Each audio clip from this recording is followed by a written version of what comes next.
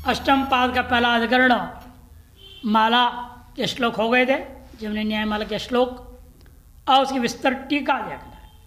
चतुर्होत्री होमों में अनाहित अग्नि को अधिकार है, ये निर्णय देने के लिए आरंभ हुआ है।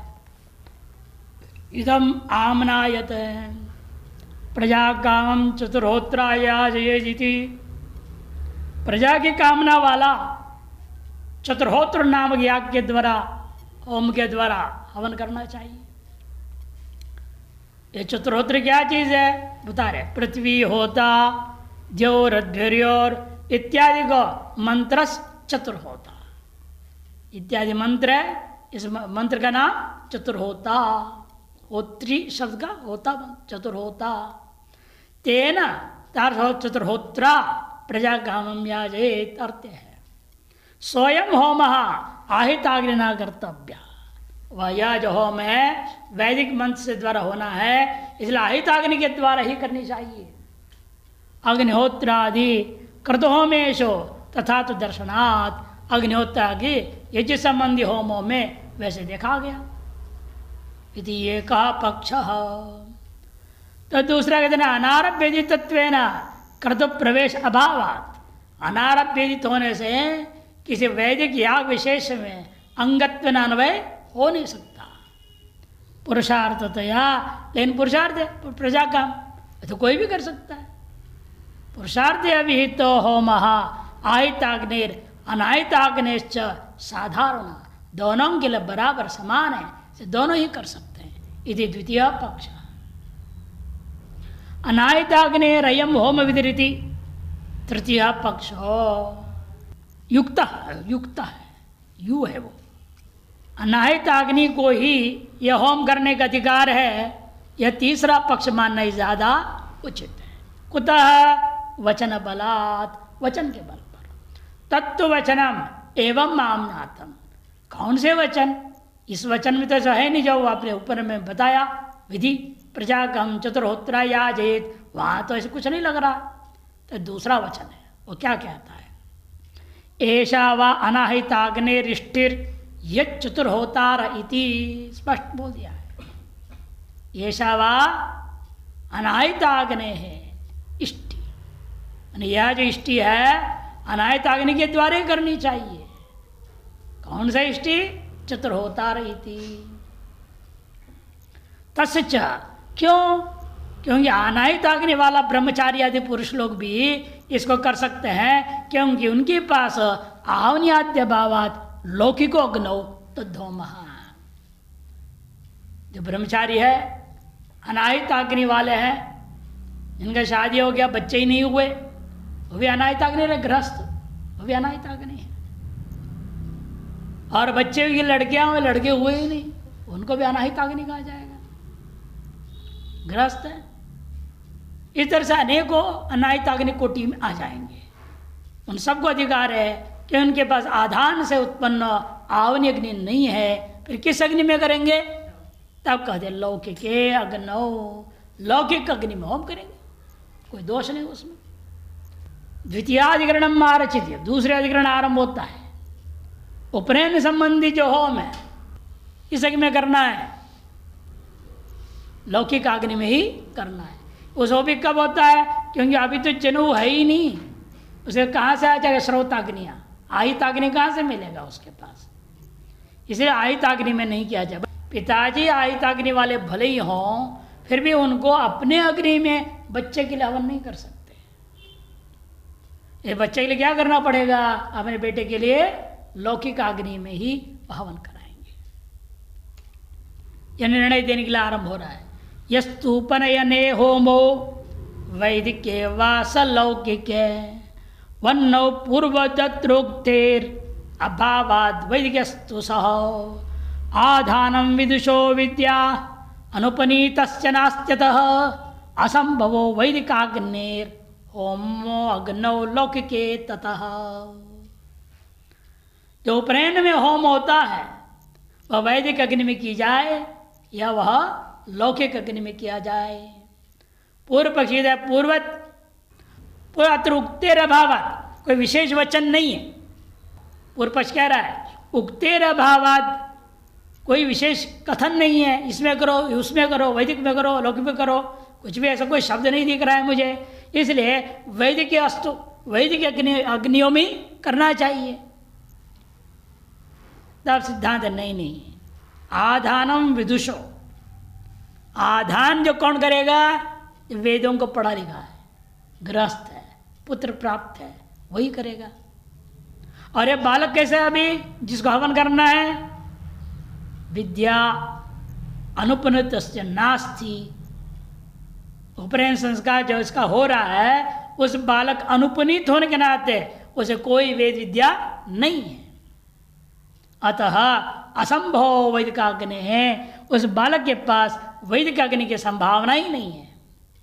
तो होमो लौकिक अग्नौ ततः, इसी कारण से मन तस्मात् जो है लौकिक अग्नि में ही अनुपनीत बालक को उपनयन काल में अग्नि प्राप्त करना पड़ेगा, लौकिक अग्नि उसको संभालेगा। जब तक वेदादि अध्ययन कर रहा है, गुरुकुल में नित्य कर रहा है, उसको करते रहेगा। दंड भी गुरुकुल में दे देता, गुरु के पास रहता है दंड, वो 24 घंटे कहाँ लेके घूमेगा बच्चा, अलग अलग काम करना पड़ता है, सेवा करते हैं गुरुकुल में। इसलिए गुरु के कक्ष में सब दंड इकट्ठा हो जाता है, एक कक्ष अलग कर देते हैं दंडों को रखने के लिए। बड़ा विद्यालय बड़ा गुरुकुल है तो 2-4 है तो चलो अपने कमरे में रख ले गुरु जी बड़ा गुरुकुल है 10,000 बच्चे पढ़ रहे हैं, तब अलग ही कक्षा बनाना पड़ेगा। तो बड़े बच्चों को कहेगा अपने पास रखो, जो छोटे होते हैं 8 से 12 उम्र तक को कहेंगे अपने पास यहाँ रख देना है, विशेष कर्म होगा तब अपना अपना ले जाओ, कर्म करो फिर ला के रख दो। और आजकल को तीसरे दिन के बाद ही गंगा जी में छोड़ा देते हैं, सन्यासी जैसे छोड़ देता है वैसे बेचारी उपनयन वाला बच्चा भी छोड़ देगा तीसरे ही दिन। कहेंगे 720 आहुति कर दो, प्रायश्चित विधि है, आगे मैं नहीं कर पाऊंगा, इसलिए तीसरे दिन क्या करते हैं 720 आहुतियों के द्वारा उसको अग्नि को विसर्जित कर देता है, उद्वास हो जाता है। फिर दंड के क्या करना, दंड का भी विसर्जन हो जाता है। युक्ति निकाल लिया, क्योंकि आजकल बच्चे अंग्रेजी स्कूल में पढ़ना, कहाँ दंड लेके जाएंगे पढ़ेंगे, वहाँ का गुरु जी को कोई कमरा है नहीं, वहाँ स्कूल में रखे दंड को एक जगह, वहाँ तो आज की जो परिप्रेक्ष्य में संभव नहीं है, इसलिए इन्होंने प्रायश्चित विधि को लेकर के प्रधानता दे दिया, उसके अनुसार ही करने लग गए। नतीजा ये हुआ उसका, सब बच्चों की बुद्धि भ्रष्ट है, दिमाग खराब हो गया कि संस्कार है नहीं। नित्य होम करेगा तो होम की वजह से एक अलग मंत्र बोलेगा, संस्कार होगा। नित्य संध्या करेगा, बिना बाप के पिताजी के लठ लिए हुए संध्या कोई नहीं करता। अपने संस्कार के बाद अरे क्या करना, थोड़ा बड़ा हुआ नहीं, न पिताजी को किसी को पता है, जनेऊ भी निकाल कर रख देते आजकल के बच्चे। वो संध्या हवन की जो परिपाठी थी वो खत्म हो गई, गायत्री के जाप नहीं, वहीं बच्चा कमजोर पड़ गया। अगल रट रट के नकल करके पास हो के अपन जैसे तैसे कहीं नौकरी मिल जाए, कहीं कुछ मिल जाए, कमाने लग जाए, वही उद्देश्य रह गया है। बुद्धि इतनी बिगड़ गई। धियो यो न प्रचोदयात्, हमारे बुद्धि को प्रेरित करने वाला प्रेरणा कैसे दे जब मंत्र जब हो गई नहीं। इसलिए आवश्यकता लौकिक अग्नि में नित्य होम करना। यथा पूर्वत्र अनायताग्निर होम विधायकम वाक्यम अस्ति, पूर्वत्र जो है अनायताग्नि के द्वारा होम का विधायक वाक्य है, तथा उपनयन होमस्य लौकिकाग्नि विधायक वचनाभावात्, उपनयन होम को लौकिकाग्नि में विधा करने के लिए कोई विधायक वचन नहीं है। अतएव आहवनीय स होम, पिता के पास जो आहवनीय अग्नि है उसी में उसका होम करना चाहिए। मैवम विद्वान ही आधाने अधिकारी, वेदों का पढ़ा लिखा है विद्वान, वही आधान कर्म में अधिकारी, और उसी के पास आहित अग्नि प्राप्त होगा, वैदिक अग्नियाँ प्राप्त होंगे। और जब उपनयन हुआ ही नहीं उपनयन के लिए बैठा है, संस्कार करना है, उसके बस कहाँ से आयताग्नि बनेगा? वो श्रोताग्नि कैसे मिलेगा? न च अनुपनीत से विद्यास्ति, जो अनुपनीत बालक है अभी उपनयन संस्कार जिसका होना है उसके पास विद्या है ही नहीं, वेद विद्या, तथा इसी कारण से उसके पास आवनी अग्नि का होना संभव ही नहीं है।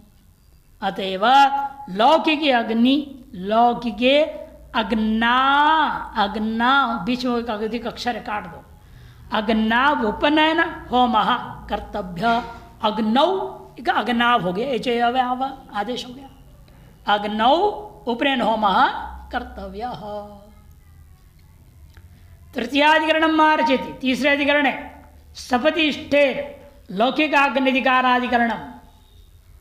स्थपति निषाद स्थपति पहले आया, निषाद स्थपति न्याय, शूद्र विशेष की जाति निषाद है, वो राजा है, वो कर्म करना चाहता है, और किस अग्नि में करे? उसका पूरी वेद विद्या नहीं है ना, वेद पढ़ाना अपनी शाखा में नहीं पढ़ सकता, वो शूद्र है, वो निषाद जात वाला, और वो आहिताग्नि उसके सही नहीं, और करना उसने वैदिक कर्म, तत्काल उसे आहिताग्नि बना के दिया जाए और फिर छीन लिया जाए, भैया कर्म हो खत्म, या लौकिक अग्नि में किया जाए।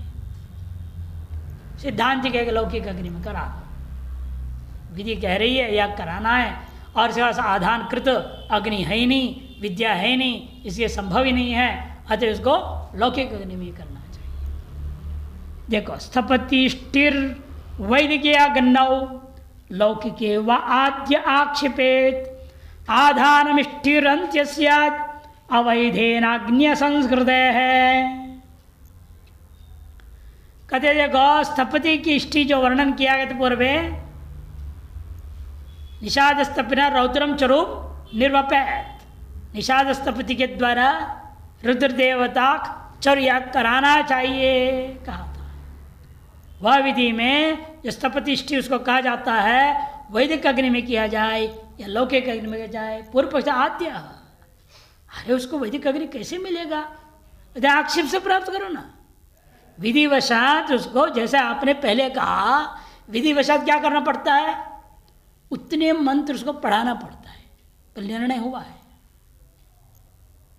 जो यजमान के द्वारा बोला जाए उतना मंत्र उसको सुनाना है, याद दिला देनी है, उतने ही मंत्र का बोध करानी है। पूरा वेद पढ़ाना है, शाखा ने कुछ भी नहीं, एक अध्याय भी नहीं पढ़ानी। जो उसके संबंधी कर्म संबंधी मंत्र है, यजमान के उच्चारणीय मंत्र है, उतने मात्र उसको याद करानी है। जैसा आपने मान लिया ब्राह्मण के कान में वेद के एक शब्द भी नहीं पढ़ना चाहिए, ब्राह्मण के द्वारा उच्चारित शूद्र के कान में एक शब्द भी नहीं पढ़ना चाहिए, लेकिन आपने विधिवशात उतने मंत्र सुनाओ, कान में डाल रहे हो निषाद जात वाले में। ये था तथा यहां पर भी हम कहेंगे इस याग कराने के लिए तात्कालिक तुरंत उससे आहिताग्नि बना दो, उसको आधान करो, अग्नि पैदा करो, आवनी अग्नि तैयार करके उसी में हवन कराओ, ऐसे पूर्व पक्षी कहता है। इसको कहते हैं आक्षेपित, आक्षेप से लभ्य उसको आधान सिद्ध अग्नि। आधानम तब सिद्धांत नहीं, अंत्यस्यात् आधानम इष्टि, आक्षेपेण लभ्यमान आधान कर्म के प्राप्त अग्नि में इष्टि करनी चाहिए। सिद्धांत न अंत्यस्यात्, अंत्य पक्ष लो, लौकिक अग्नि में करो। क्यों? अवैधेन अग्नि असंस्कृत है, विधि के द्वारा असंस्कृत अग्नि में ही, उसके संस्कार है ही नहीं, बाकी कैसे कर देंगे उसको? जनेऊ भी नहीं, उसे आधान कर्म कैसे कराएंगे? ये सब नहीं हो सकता। ये तया निषाद स्थपतिम व्याजयेत, रौद्रम चरुम ऐसा था, मंत्र का थोड़ा हिस्सा लिया। यदि विहिता यह जो है इष्टे चोदक प्राप्तेषु आवनी आदिषु कर्तव्यत्वात् अतिदेश से प्राप्त आवनी आदि अग्नियों में ही इसको करना चाहिए। आधान मंत्रेण आवनी अभावात आधानम आक्षिप्य आहिते तस्मिन् वैदिके अग्नौ एव इष्टिरिति चेत। इसलिए यम इष्टिर इति चेत मैवाम, वैदिके अग्ना व्यम इष्टिरिति चेत मैवाम का पूर्व पक्ष कहता है अतिशय से प्राप्त हो गया, आवनी अग्नि में वैदिक कर्म करना है, या आधान के बिना आवनी अग्नि नहीं हो सकता, इसलिए आधान को आक्षेप से प्राप्त कर लो और आहित उस वैदिक अग्नि में ही यह इष्टि को करना चाहिए। मैवाम अत्रैवर्णिकत्वाद अभीतेन आधानेन अग्नि संस्कार असिद्ध है। तात्कालिक आधान में नहीं कर सकते। क्यों? आधान कर्म का अधिकार किसको दिया? 3 वर्ण को ही। वसंते ब्राह्मण अग्नि नाददित, ग्रीष्मे राजन्य शरदि वैश्य, 3 ही को बताया। ये कैसे करेगा? इसलिए आधान का विधि नहीं इसके लिए। इसे अत्रैवर्णिकत्वाद अविहितेन आधानेन अग्नि संस्कार असिद्ध है, तस्मात् लौकिक अग्नौ साष्टि, इसलिए लौकिक अग्नि में ही ये इष्टि कराना होगा। चतुर्थाधिकरण मार्जति अवकीर्णिनो लौकिक अग्नि अधिकाराधिकरणम। अवकीर्णी किसको कहते हैं? उस ब्रह्मचारी का नाम अवकीर्णी है, शादी से पहले किसी के साथ स्त्री के साथ संबंध कर दिया, स्त्री भोग करह ब्रह्मचारी अवकीर्णी। याज्ञवल्क्य स्मृति 3 अध्याय 280वां श्लोक में देख लीजिएगा। मनुस्मृति में भी अवकीर्णी का कई बार आया। 3 अध्याय 11वां श्लोक 118, 119 और 155 में अवकीर्णी का काफी विचार है।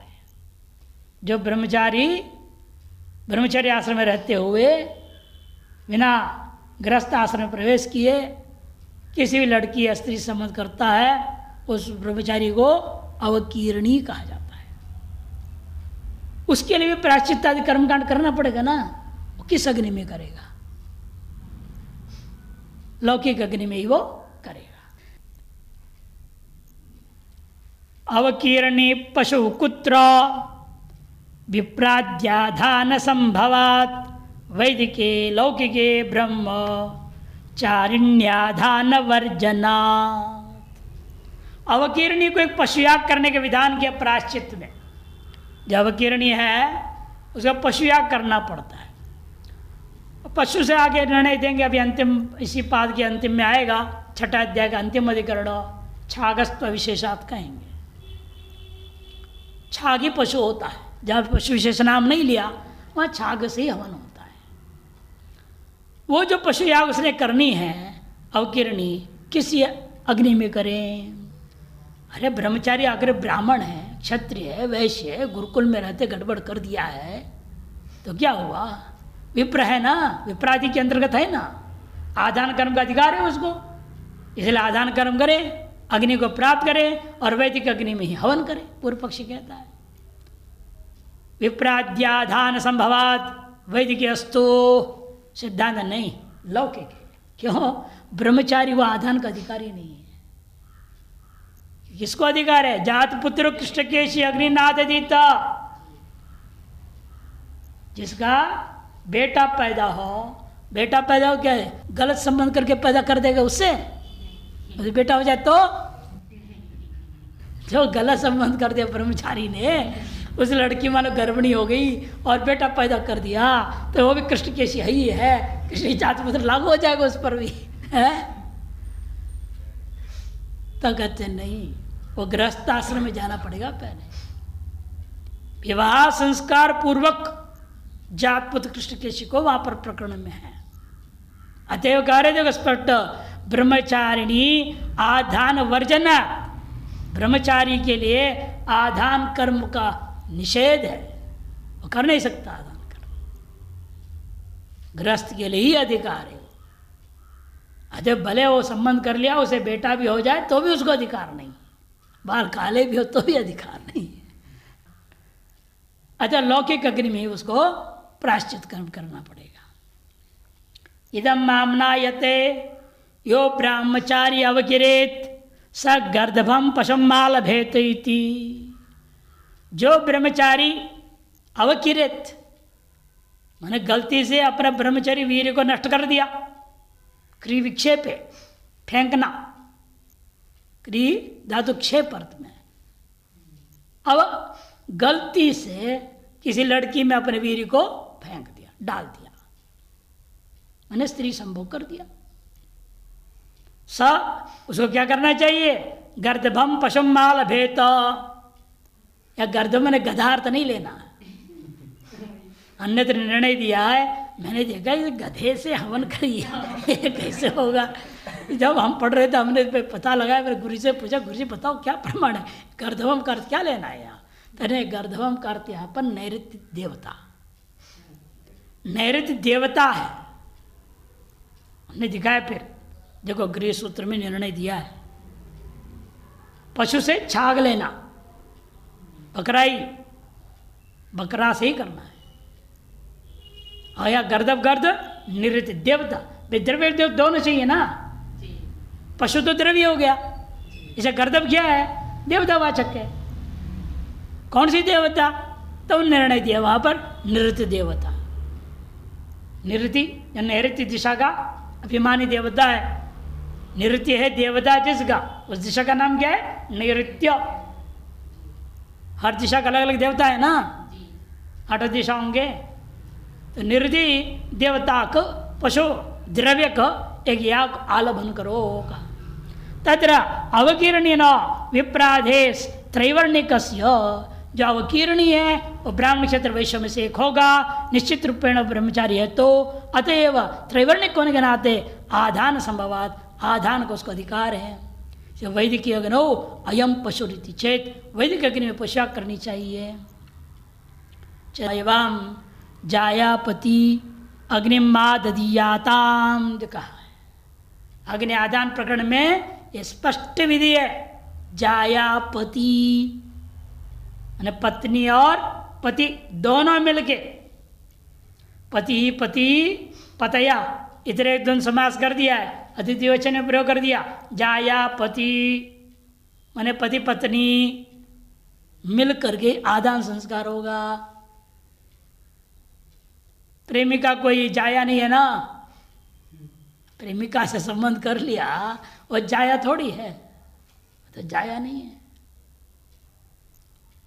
जायते संतानोत्पत्ति विधिवत यया सा जाया, जिसके द्वारा संतान की उत्पत्ति विधिवत किया जाता है गर्भाधान संस्कार से, ऐसी स्त्री का नाम जाया। अर्थात विवाह संस्कार के द्वारा प्राप्त पत्नी है और उस पत्नी में गर्भाधान संस्कार किया, उस संस्कार से पुत्र पैदा हुआ, वही व्यक्ति आधान कर्म कर सकता है। विधि है स्पष्ट। जायापति अग्निम आदधीयाताम, द्विवचन इसलिए आदधीयाताम इत्युक्त्या, इस उक्ति के आधार पर ब्रह्मचारिण आधान अभावात, ब्रह्मचारी का आधान कर्म का अधिकार ही नहीं है। तस्मात् लौकिक अग्नौ सब पशु कार्य, लौकिक अग्नि में ही अपना प्रायश्चित पशु याग कर्म को करना चाहिए। पंचमाधिकरणम आरचेति श्रौत स्मार्थ कर्मणाम उदगयनादि काल नियमनाधिकरणम। श्रौत कर्म और स्मार्थ कर्म ये उत्तरायण में ही करना चाहिए। काल दिशा सब निर्णय है, मुहूर्त भी देखना पड़ेगा, अग्निवास देखनी पड़ेगी। यानी जब चाहे तो अग्नि पैदा कर लो और कर दो, कुछ नहीं देखते हैं। हाँ कुछ विशेष है, जैसे त्यौहार है, आपको भाई नवरात्र किए हो, दशमी के दिन हवन करना है, वह अग्निवास हो या ना हो करना पड़ेगा, और टाल नहीं सकते आप। जहाँ जैसे पूर्णिमा का दिन आपको याद करनी है, हाँ कुछ नहीं देखना, फिर काल निर्णय हो गया, पूर्णिमा के दिन करना है करो, अमावस्या के दिन करना है करना है। इसे जिस कर्म को जिस काल में जिस देश में, जिस मुहूर्त आदियों में करने को कहा गया है उसी में करना चाहिए। और उत्तरायण सर्वश्रेष्ठ माना गया। अब कल से देवोत्थान, वो आषाढ़ था, शुक्ल पक्ष एकादशी देवशयनी है, ये देव अब उत्तरायण शुरू हो रहा है, अब उत्तरायण शुरू हो रहा है।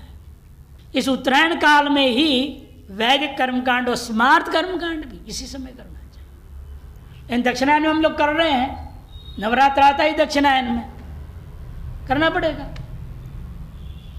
अन्य भी जो विशेष आ रहे हैं, गुरु पूर्णिमा आ रही है, उसे यदि हवन करना है तो कर सकते हैं, हवन विधि नहीं है। गुरु पूर्णिमा गुरु पूजा है, हवन विधि नहीं। ये जो ऐसी विशेष अन्य भी है जहाँ हवन विधि है, आप हवन कर सकते हो दक्षिणायन में भी, अन्यथा नहीं कर सकते। नहीं तो उत्तरायण में उचित समय दे करके करो। भाई श्रौत स्मार्त कर्मणाम उदगयन, उदगयन माने उत्तरायण आदि काल नियमनाधिकरणम आरंभ होता है। जैसे चौलादि सर्वदा पुण्या हादौ वात्रा विशेषतः आद्यो अंत्य पूर्व पक्षादौ दिनानां स्मृतितो विदेहे। चौलादि पूर्व संस्कार है आपका, चौल संस्कार है, अन्नप्राशन संस्कार, कर्णवेद संस्कार, बस जन्म से अनेकों संस्कार होते हैं। अगर दक्षिणायन में बच्चा पैदा हुआ, उसका नामकरण के लिए आप रुक नहीं सकते, उत्तरायण के लिए रुकना नहीं, इसे चौलादि कहा इन्होंने, नामकरण नहीं लिया। नामकरण तो आपको 10वें दिन करना ही करना है, 10वें व 12वें व हानि नामकरण कुर्यात विधि है। 10वें या 12वें दिन, जिस दिन भी मुहूर्त बैठ रहा है उस दिन करो। दक्षिण है ना, उत्तरायण वो नहीं देखना है। लेकिन बाकी संस्कार कर सकते हैं ना उत्तरायण में, दक्षिण में क्यों किया जाए? गर्भधान संस्कार उत्तरायण में करो, दक्षिण में जगह पैदा हो जाएगा बच्चा, कोई बात नहीं। जितने भी संस्कार आदि हैं, चौल आदि सर्वदा पुण्य आदौ व अत्र अविशेषतः, सर्वदा कर सकते हैं या पुण्य आदौ, विकल्प है, कभी भी कर लो, मर्जी तुम्हारी, दिन रात कुछ नहीं देखना, जब इच्छा हो तब कर दो। आजकल ऐसे हो रहे शहर में, और जब स्वामी जी हम तो 10 बजे ड्यूटी से लौटते ही हैं, इसे 11 बजे हम हवन करेंगे रात्रि में। क्या कहें उन लोगों को? मैंने कहा ऐसा नहीं होता है। हाँ, रविवार को करो, फिर तो रविवार को करो, अरे छुट्टी है तो उस दिन कर लो। रात्रि 11 बजे 12 बजे करने का क्या मतलब है? तांत्रिक ये कर्मकांड कर रहे हो क्या? मारना इत्यादि जो होता है ना, वो रात्रि में होते हैं। तब इसलिए कहते नहीं, सर्वदा कर सकते हैं या पुण्य आदियों में। पूर्व पक्ष कहते अत्र अविशेषता आद्यो, कोई विशेष विधि विधान हमें नहीं दिख रहा है, अतएव आद्य पक्ष लोग मैंने कभी भी कर लो, सीधा नहीं। अंत्य पूर्व पक्षादौ, पूर्व मने शुक्ल पक्ष, इसे भी मालूम हो रहा है। देखो पहला पक्ष कौन होता है महीने में? शुक्ल ही होता है पहले, यहाँ उल्टा है उत्तर भारत में, पहला कृष्ण पक्ष बाद में शुक्ल पक्ष।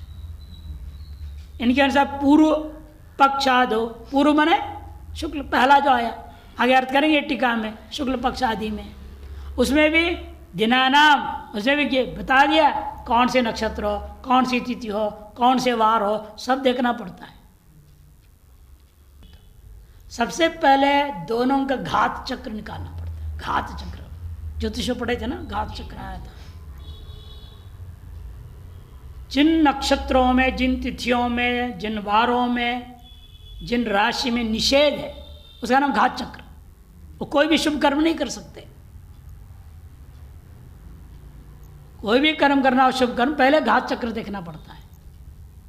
उसके आधार पर उसे भिन्न तिथि, भिन्न मुहूर्त, भिन्न प्रहर, भिन्न नक्षत्र, भिन्न मास, भिन्न राशि, उसी में फिर देखना शुभ नक्षत्र, पुण्या बोलते, पुण्य दिन, पुण्य नक्षत्र उसे गिनाया गया ज्योतिष में। 27 में से 9 नक्षत्र पुण्य प्रधान है, श्रेष्ठ। फिर 9 मध्यम, बाकी 9 निषेध है। वो सब देख करके तय करना पड़ता है। पूर्व पक्षादौ दिनानाम स्मृतितो विदेह, पूर्व पक्षादियों में विध दिनों को जो स्मृतिकारों ने विधान किया है उसके अनुसार करना है। भले वेद में विधि नहीं तो क्या हुआ, वेद के पूरा कहना स्मृति, स्मृति में विधि है, उसके अनुसार करो। चौल उपनयनादि नाम वैदिकानां कर्मणाम तिष्यादि विशेषस्य अश्रवणात् पूर्व पक्ष सर्वदा तदनुष्ठान युक्तम। कहते हैं चौल उपनयनादि वैदिक कर्मों का तिष्यादि विशेषस्य अश्रवणात्, तिष्य नक्षत्र पुष्य नक्षत्र आदि विशेष श्रवण नहीं है। जैसे सर्वदा कोई भी नक्षत्र हो, कोई भी तिथि हो, कोई भी मास हो, कभी भी करो। तद अनुष्ठान कर्ताम युक्तम यदि चेत मैवाम नहीं। शुक्ल पक्षो, देखो पूर्व पक्ष का व्याख्या करें ना, श्लोक में जो पूर्व था उसका अर्थ शुक्ल पक्षो। उत्तरायण पुण्य दिनादि नाम स्मृतिषु विहितत्वात्, शुक्ल पक्ष उसमें भी उत्तरायण का शुक्ल पक्ष हो और शुक्ल पक्ष में भी पुण्य दिन हो, पुण्य नक्षत्र हो, पुण्य तिथि हो, सारी चीजें देखनी पड़ेगी। उसके आधार पर स्मृतियों में जो विहित है उसके आधार पर ही आपको कर्मकांड करना चाहिए। हाँ, विवाह संस्कार भी मना है, कोई भी शुभ कार्य नहीं कर सकते, लोग मनमाने कर देते हैं। कल की बात शुरू हो जाएगा ना, कोई बात नहीं, 12 तारीख कर रहे हैं लोग, इसीलिए 12 तारीख कर रहे हैं। अब एक अलग बात में जाएंगे, षष्ठाधिकरणम मारचति, छठा अधिकरण है याच्या क्रयस्य नित्यत्वाधिकरणम। मान सोमयाग कोई कर रहा है, सोमयाग कर रहा है, सोम का क्रयण करना पड़ता है, भिक्षा भी मांगना पड़ता है, धन की भिक्षा भी मांगनी पड़ती है, ऐसे विधि है। लेकिन वो विधि पूर्व पक्ष कहना है जो गरीब आदमी तो वो करे, पहले धन की भिक्षा करें, उसी धन से सोम का क्रयण करें। जो अमीर है उसको क्या जरूरत है भिक्षा आदि करने का, भिक्षा मांगे, वही धन की भिक्षा अमीर कैसे करेगा, तो इज्जत का सवाल हो जाएगा उसके लिए। सिद्धांत के नहीं, इज्जत का सवाल बनाए तो कर्मकांड मत करो, वो कर्म करो ही क्यों, क्योंकि आपको भिक्षा मांगनी ही पड़ेगी। अपने ससुर से मांग, चाहे साले से मांग, चाहे किसी से मांग, मांगना तो पड़ेगा, उसके ना अपूर्व नहीं बनेगा। वो अंग है, वो विधि है, अंग पूरा कैसे होगा नहीं तो जितने बड़े धनी होंगे तो भी आपको सोम्या करना है, याचा और क्रय आदि कार्य करना ही पड़ेगा। मेरे घर में ये सोमलता, मुझे क्या जरूरत है खरीदने को, मैं बहुत धन है, मैं क्यों धन भिक्षा करूंगा, ये बात नहीं हो सकता है। पूर्व पक्षी कहता वह सब विधियां अधनी के लिए मान लो, धनी के लिए नहीं। सिद्धांत नहीं, धनी के लिए भी विधि है, अपूर्व उसके बिना होगा ही नहीं, ये विचार है।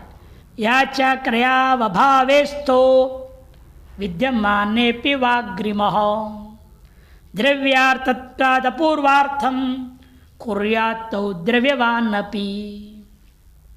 याचा क्रय, याचा और क्रयण ये अभावेस्तो विद्यमाने पिवा, जिसके पास नहीं है उसके लिए है, या जिसके पास है उसके लिए भी है। पूर्व पक्ष कहते अग्रिमा द्रव्यार्थत्वात्, धन भिक्षा किसके लिए, धन के लिए, इसलिए आदि पक्ष लो जिसके पास धन नहीं वो धन मांगे, भिक्षा मिले धन, फिर उसी पैसे से सोम का क्रयण करे, ऐसा पूर्व पक्षी कहता है। सिद्धांत नहीं, अपूर्वार्थम कुर्यात्, अपूर्व सिद्धि के लिए करना ही पड़ेगा, द्रव्यवान अपि, धनवान को भी करना ही पड़ेगा, विधि पालन करने पड़ेंगे। भगवान भी अवतार लिए, अपने माँ से भिक्षा मांगा, जो अपने संस्कार हुए। भगवान राम की कहानी में आता है, कृष्ण की कहानी में आता है, मांगना तो पड़ेगा। तो मैं राजा का बेटा हूँ ऐसा थोड़ी चलेगा, विधि है, तो किसान का बेटा है चाहे राजा का बेटा है, मांगना तो पड़ेगा। अभी अपनी माँ से ही पहले भिक्षा मांगनी पड़ती, बाद में बाप से मांगना पड़ता है, पिता से, फिर अन्य लोग देंगे। खूब माल हो जाता है उस दिन, लेकिन हाँ मालो माल हो जाता है। उपनयन संस्कार का दिन बच्चे के पास बहुत सामान आता है। यहाँ तो हमने नहीं देखा, दक्षिण में तो दिन भर लोग आते रहेंगे, देते रहेंगे। कोई पेन दे रहा है, कोई पेंसिल दे रहा है, कोई कॉपी दे रहा है, कोई कुछ दे रहा है, कोई ढेर सा चॉकलेट दे देता है, अलग अलग आते हैं, बहुत माल आता है। कि हम लोग का अनुभव है ना, हमारे अपने संस्कार हुआ था तब दिन एक 40 किलो चावल का एक बोरी रखते हैं, उस पर बैठा रहना पड़ता है, जब तेरो कोई आ जाए तब देखो उसको, वो कहेंगे ओम, वो कहेंगे ओम, तब आँख खोलना, नहीं तो खोलना नहीं, ऐसे बैठाना पड़ता है। मैंने कहा अच्छा उल्लू बना दिया हमको, दिन भर बैठे रहे। 11 बजे तक संस्कार खत्म हो गया, शाम 4 बजे तक बैठे रहो, 1 गिलास दूध पिला देते, बस हो गया संस्कार के बाद। और शाम को मीठी सेवियां बनाते, वही खाना पड़ता, वही गुड़ से, चीनी से नहीं। फिर दूध देंगे, फल भी देंगे, फलार में, फलार वाली ही लेनी पड़ती है, ये बेसन वगैरह का नहीं है। वो कुट्टू के आटे का ही बनाते हैं, घर में बनाते हो लोग माताएं पहले अपने संस्कार के, खरीद के नहीं लाते। तो वहाँ पर इसलिए विधि है, उस विधि को पालन करना पड़ेगा। आप जितने बड़े बड़े घर का हो, कुछ भी हो, उसे कोई लेना देना नहीं। ज्योतिषों में धन भिक्षा समामना था। ज्योतिषों में सौम्या के प्रकरण में धन की भिक्षा कही गई है। द्वाशरात्रि दीक्षित भृतिम वनभीता, और नौकरी भी लेना पड़ेगा, बोला नौकरी भी करनी पड़ेगी, किसी के झाड़ू वाड़ू मारना पड़े तो करना पड़ेगा। है द्वादश रात्रि ही दीक्षित, जो दीक्षित व्यक्ति है 12 रात्रि की भृतिम वनभीता, नौकरी करके धन पाने के लिए कहा है। वैसे भिक्षा में नहीं मिलेगा, नौकरी करो, किसी का कोई काम करो 12 रात, दिन रात करो 12 दिन, और पैसा पाओ। और गए सोमक क्रयश्चामनात, प्राप्त उस धन राशि से सोम का क्रयण करने का विधान किया गया।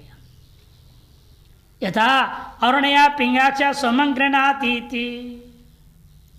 तद उभय आमनानम, ये तो याचा मांगना या नौकरी करके धन पाना एवं सोम का क्रयण, ये दोनों की जो पाठ है, धन सोम सोमयोर द्रव्योर लाभार्थम इति, वो पूर्व पक्ष कहता है धन लाभ के लिए, सोम लाभ के लिए करना पड़ता है।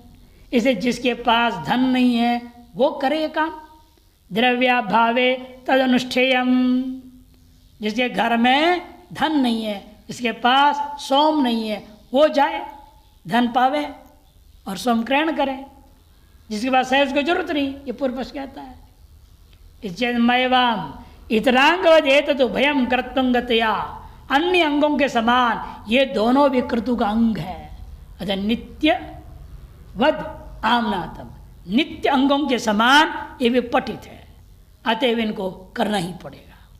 पूर्व पक्ष कहते तथा सती यदि द्रव्याबाधे वन्वित क्रीणाति चेती पाक्षिकत्व कल्पित, फिर पाक्षिक मान लो, ऐच्छिक हो जाएगा। यदि द्रव्याभाव हो तो वन्वित क्रीणाति च, द्रव्यश्चेत न वन्वित न क्रीणाति, आक्षेप कर लेंगे हम इसको। पाक्षिकत्व कल्पना कर लें, सिद्धांत न, ऐसा नहीं हो सकता।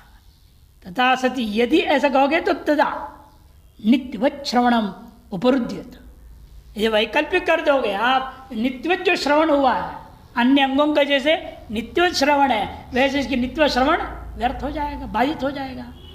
तस्मात् सत्यपि द्रव्य तदोभयम अदृष्टार्थम कर्तव्यम, ऐसे धनवान हो आप, द्रव्य आपके पास है तो भी ये दोनों कर्म अदृष्ट सिद्धि के लिए करना ही चाहिए। सप्तमाधिकरण मारचेति, 7वां अधिकरण आरंभ करते हैं।